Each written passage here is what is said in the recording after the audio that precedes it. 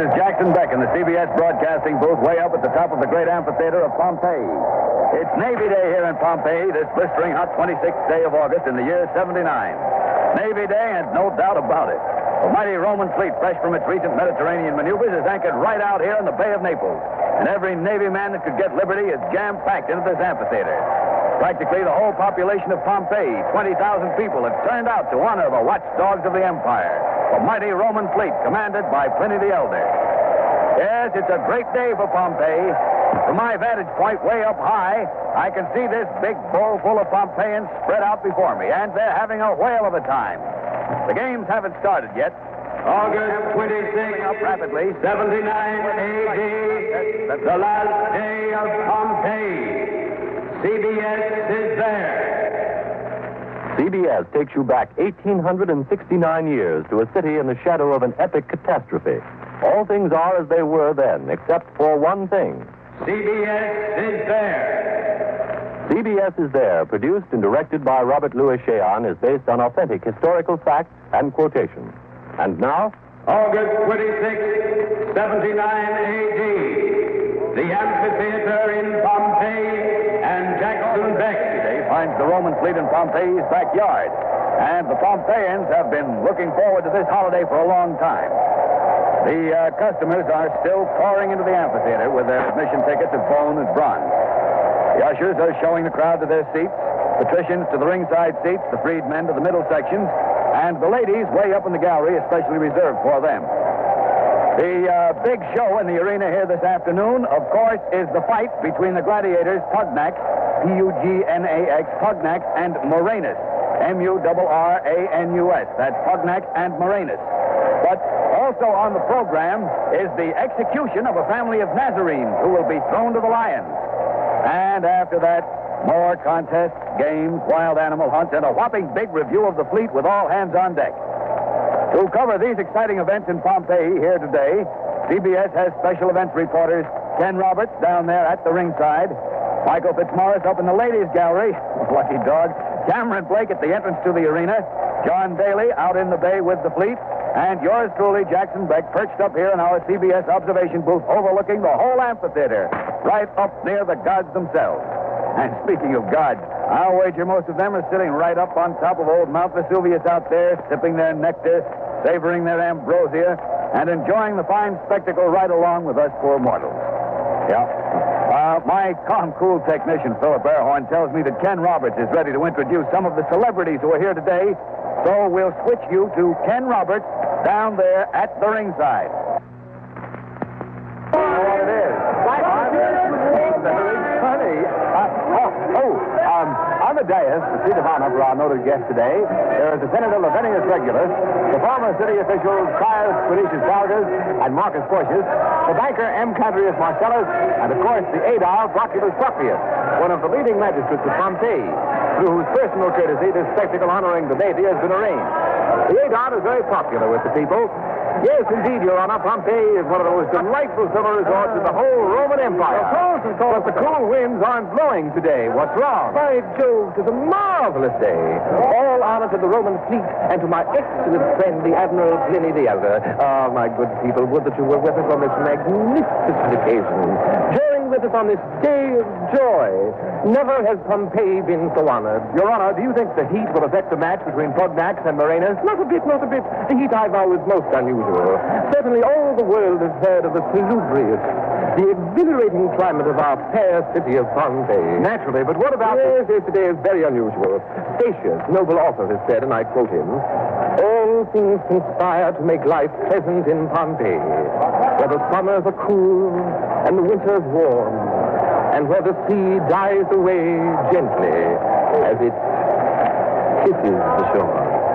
By Jupiter, that's well said. Don't you think so? I do, Your Honor. And by the truth, I vow, would that every Roman could enjoy our exquisite weather. And I say to all of them, come to Pompeii. Yes, come to the biggest little colony in the Roman Empire. Yes, Your Honor. Enjoy our entertainments, our baths. They are without equal. But, Your Honor, what about the earthquake that caused so much damage 2 years ago? Yes, most unusual. But we are rebuilding.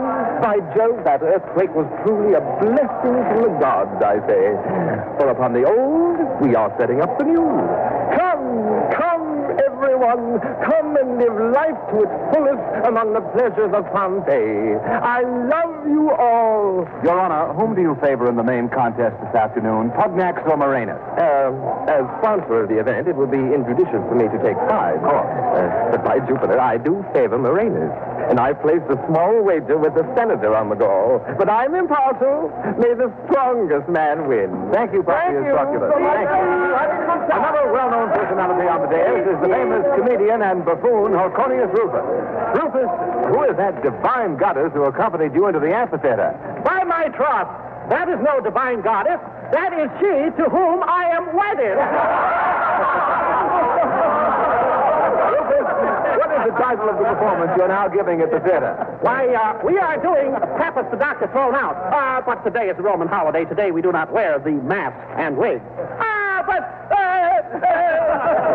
No talk of the theater now. Let us enjoy this wonderful spectacle. And in truth, I am so glad to be here. Really, I'm awfully glad to be here. You know. A most curious event occurred to me on my way to the amphitheater today. Oh, really? Would you tell us about it? I'd be very glad to tell you about it. I was being carried in my litter past the Forum. Forum? That's another name for a meeting of my wife's dear family conferring on the problem of how to squander my wealth.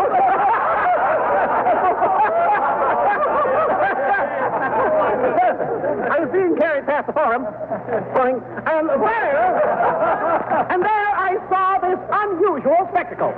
It seems that a slave was carrying an umbrella for his master. Suddenly, the slave stopped walking, and his master continued on out from under the umbrella, and by the gods, he did not get wet. No? No, for by Jupiter, Flavius, it wasn't raining.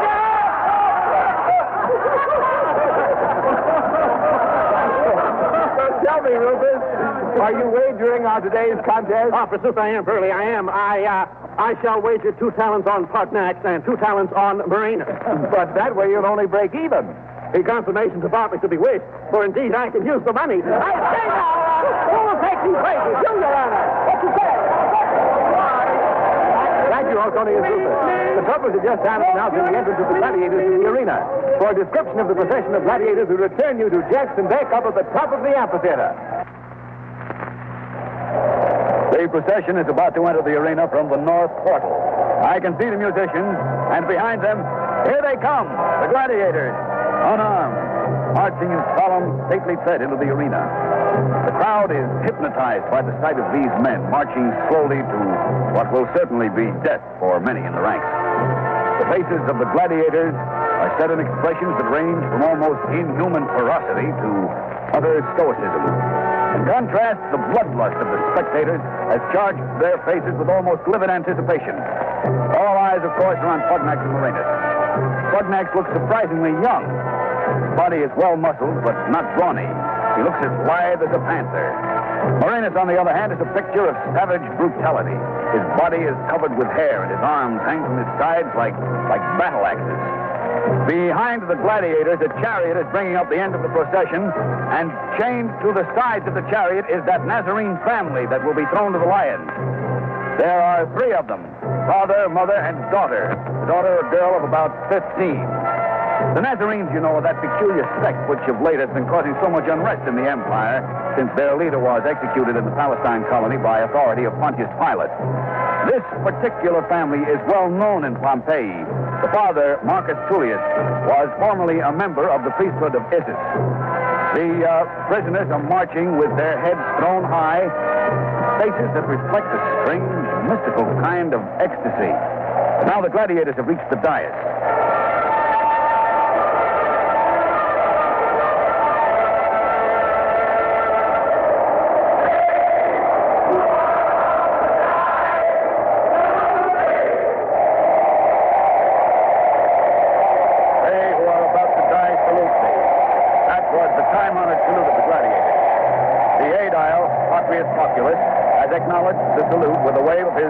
Handkerchief, and now the procession is starting its march back out of the arena, which is fairly large, measuring about 400 feet in length and 300 in width.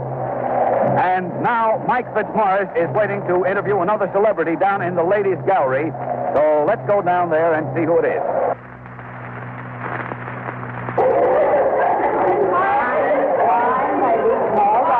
CBS microphone with me is one of the most beautiful and famous women in all the empire. Angel. A favorite of the emperor, the celebrated entertainer, the delightful Umbricia Januaria.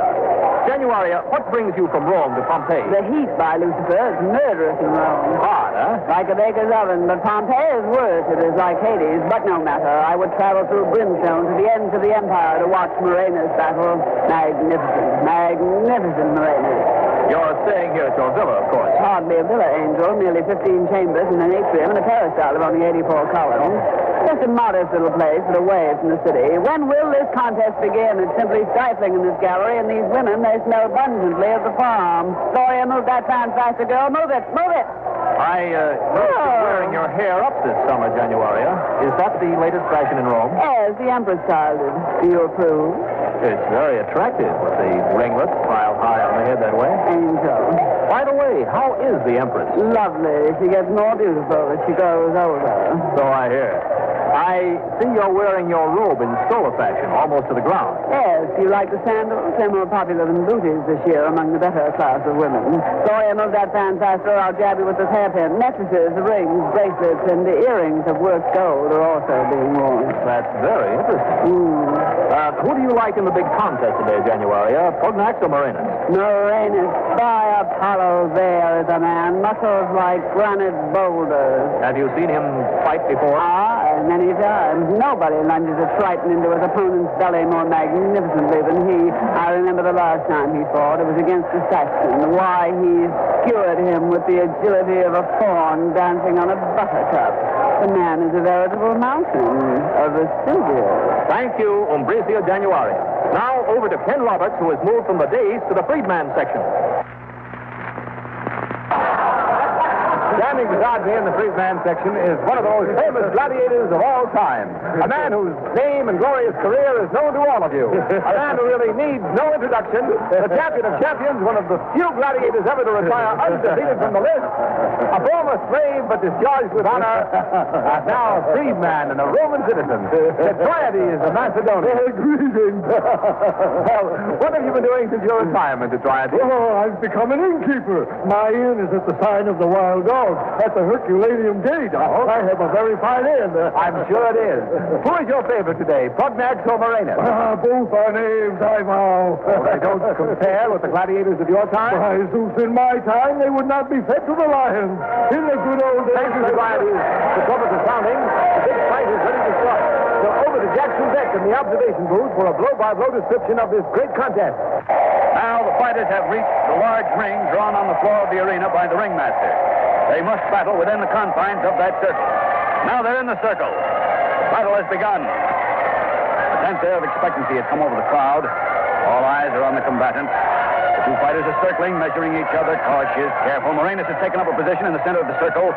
Pugnax slowly walking around him. Neither fighter's yet made a move. Pugnax plunges with his sword, but Morenas steps aside with the agility of a deer. Pugnax quickly recovers. His eyes never moving from that net in his opponent's right hand. They circle again. Pugnax punches again and he misses. And the impetus of his stroke has thrown him forward. There goes the net, and he's trapped. Pugnax is in the net. He's thrashing about like a wild animal. Morenas approaches. His face is burning with a deadly eagerness. Now he raises his titan. He has pinned Pugnax to the ground. The wounded gladiator is still fighting. He's still trying to get out of that net. Blood is gushing from the wound in his hide. And now Pugnax drops his hand suddenly in a token of defeat. Morenas steps back. Pugnax is lifting his hands now toward the crowd. He's asking for pity, for mercy. The men want cold steel, but the women, look at those women. They'll not let Pugnax die, not young, virile, handsome Pugnax.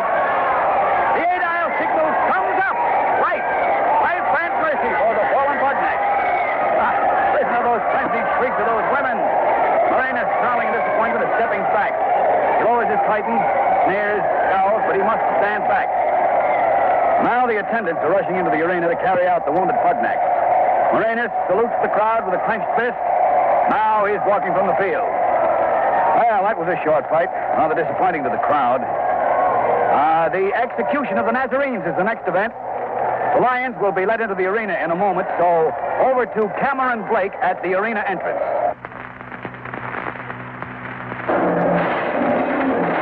The lions are being let out of their cages now. The cage door is being opened. Here come the lions. They're passing through a barred passageway into the arena. There are 8 lions. These beasts have been starved for 48 hours. They are hungry, vicious, panting for the taste of flesh. Here come the Nazarenes from the dungeon. Marcus Tullius, his wife and daughter. They're practically naked. The guards are bringing them up. Marcus holds his wife's hand in his own as if to give her strength and courage. The woman is leaning on her daughter, a beautiful child of 15. They're comforting each other. Marcus Tullius, will you speak to us? I will pray for you, my son. This is a bitter end for a former priest of Isis. When I was a child, I spake as a child. I understood as a child. I thought as a child. But when I became a man, I put away childish things. Are you quoting the words of your leader? These are the words of Paul, of sacred memory. It was he who converted us in Rome. It was he who... Trumpets are sounding. The guards are pushing the 3 Nazarenes into the arena. He's trying to embrace. The mother is faint and courageous. He does not weep. Daughter and husband support her. The old man is praying aloud. They're brave, these Nazarenes. Here comes the iron gate, closing the way into the arena. There is no escape for them now. Back to Jackson Beck in the observation booth. The Nazarenes are alone in the arena now with the lions. They're standing together. Their lips are moving in prayer. Now the animals have sighted them. They're bounding forward. They're ready. What the world is that? How the light... Why, the God, it's Vesuvius! Mount Vesuvius has exploded! The whole mountain is on fire! Vesuvius is erupting! Flashes like lightning are coming from the peak. The air has suddenly become black with smoke and fire. The amphitheater here has been thrown into a panic. People are fleeing toward the exit, trampling each other in a wild frenzy to get out.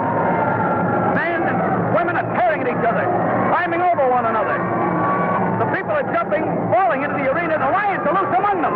This is horrible. The cloud of smoke is becoming denser. Very dense. I can hardly see anything. The smoke. The people are in the...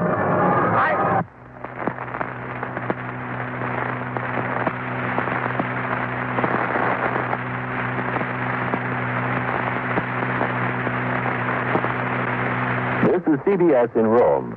The special Navy Day broadcast from Pompeii this 26th of August in the year 79 has been interrupted because of transmission difficulties. Just before the failure occurred, Jackson Beck reported from the amphitheater that Mount Vesuvius, just outside the city of Pompeii, had suddenly exploded. We're trying to reestablish contact with Pompeii.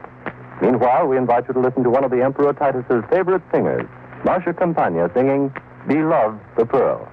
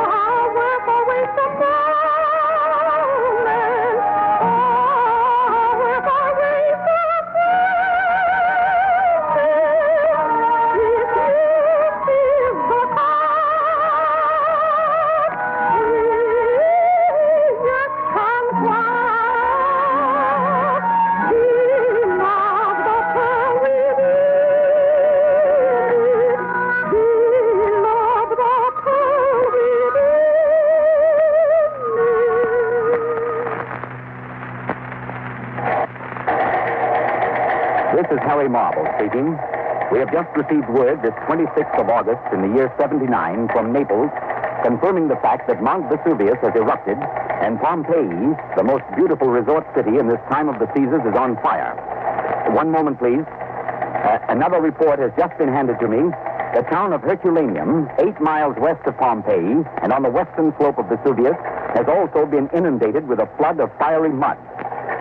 CBS will do its best to provide the fullest possible coverage of this sudden and completely unexpected catastrophe this 26th day of August in the year 79, the first year of the reign of the Emperor Titus. Fortunately, we were broadcasting from Pompeii when Vesuvius exploded. Our CBS mobile unit was at the amphitheater, and we may be able to reestablish contact with it again. John Daly, aboard the fleet in the Bay of Naples, is equipped with a shortwave transmitter, and just a moment, I have just been informed that John Daly is ready to broadcast from the Roman Imperial Fleet. So over to John Daly. This is John Daly on the deck of Admiral Pliny flagship, the Augustus Rex Vesuvius, has exploded. Pompeii has disappeared under an inferno of flaming rock and a hail of scalding fiery steam. We can't see anything but flame and smoke rising above shattered Pompeii. The crew of the Admiral's ship have begun to launch barges to head for Pompeii to rescue any inhabitants that may reach the beaches. The Admiral himself has gone ashore, and I hope to be able to board one of the barges with my shortwave equipment shortly and get to the beach. The terrible catastrophe came without warning to us on the fleet out here in the bay. It was just past noon Roman time. As you heard the broadcast of the gladiatorial contest, we out here heard a terrific roar. We all turned to look and saw Vesuvius on fire. A tremendous column of smoke was shooting up from the summit, a cloud-like mass that burst upwards and outwards like a huge pine tree. It burned fiery red in spots, and in other spots it was black, blue, violet, all the colors of the rainbow. Huge chunks of rock and earth were tossed about in the air like pebbles, and everywhere a torrent of blazing embers was flying off into space. For a few seconds, this entire ghastly mass seemed suspended in the sky, and then, like a fiery blanket, it fell upon Pompeii and nearby Herculaneum. Wait just a moment. The barge on which I'm going ashore is ready. I'll try to get back on the air when I reach the beach. This is John Daly. I return you to CBS Roll. This is Harry Marble in Rome this August 26th in the year 79. Our CBS mobile unit, which was at the amphitheater in Pompeii, broadcasting the Navy Day spectacle when Mount Vesuvius erupted, has succeeded in re-establishing contact. So we switch you now to Jackson Beck, somewhere in Pompeii. This is Jackson Beck. This is Jackson Beck. I hope I'm getting through. I'm in the partly soundproof CBS mobile unit moving slowly along Stabian Street, passing the new Temple of Jupiter. You can probably hear the sound of the unit wheels and the steady smoke of cinders, rock, and flaming ash on the top. Outside, through the windows, I can see people screaming and shouting. Buildings are burning and crashing in flames. Ken Roberts is in the mobile unit with me, so is Mike Fitzmaurice. But we don't know what has become of Cameron Blake. We lost track of him when the panic started at the gladiatorial combat. We're making our way as fast as we can through the beaches, but the going is slow, tortuously slow. The roads are jammed with thousands of escaping men, women, and children. They're all trying to get in here with us. It's pitch black outside, almost like night. Some people are carrying torches. By their eerie light, the horrified faces on the road are silhouetted with stark, wild fear. This is the first tragedy in the reign of the Roman Emperor Titus, who was crowned only 2 months ago. The smoke is intense. Most people have thrown their tunics over their heads and are trying to crawl as close to the ground as possible, trying to get under the murk. The smoke. Now, wait a minute. That sound on the roof of our mobile unit. Yes, I can see it now. It's rain. Rain. It's beginning to rain. The rain is mixing with the ashes and embers. The road outside is becoming a hissing, scalding, searing, flaming inferno. Excuse me. The steam and smoke is leaking through. It's unbearable. Hot. I can't talk. I can't. Perhaps Ted Roberts will fit. So they're coughing too, waving their hands. Oh, we can't continue. We can't. I return you to CBS Rome. CBS Rome. This is Harry Marble in Rome. A report from Misenum says that the estimated deaths are at least 2,000. The Admiral of the Fleet, Pliny the Elder, is missing. Our reporter, Cameron Blake, has succeeded in re-establishing contact. Go ahead, Cameron Blake.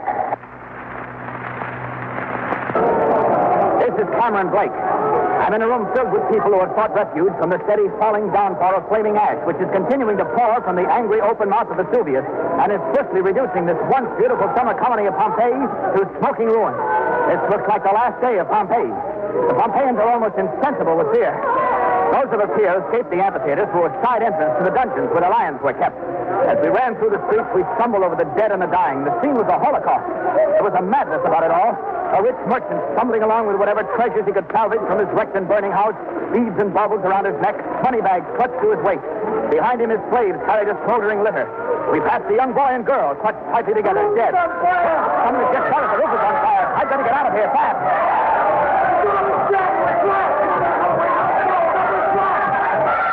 This is hammer and blade. The exit is close. We're trapped. There's absolutely no chance for escape. The smoke and heat are unbearable. I'm crouching on the floor of the roof. The roof is collapsing. Not even come down it.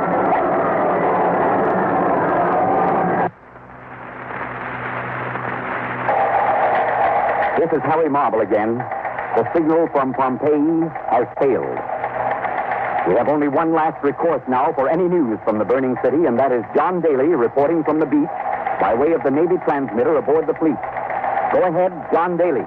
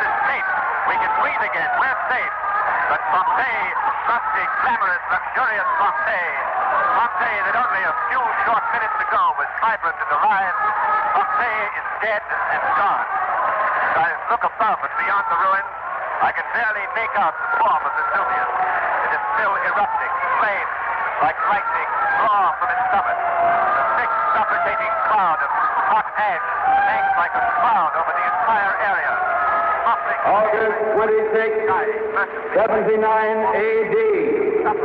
Mount Vesuvius erupts and Pompeii dies.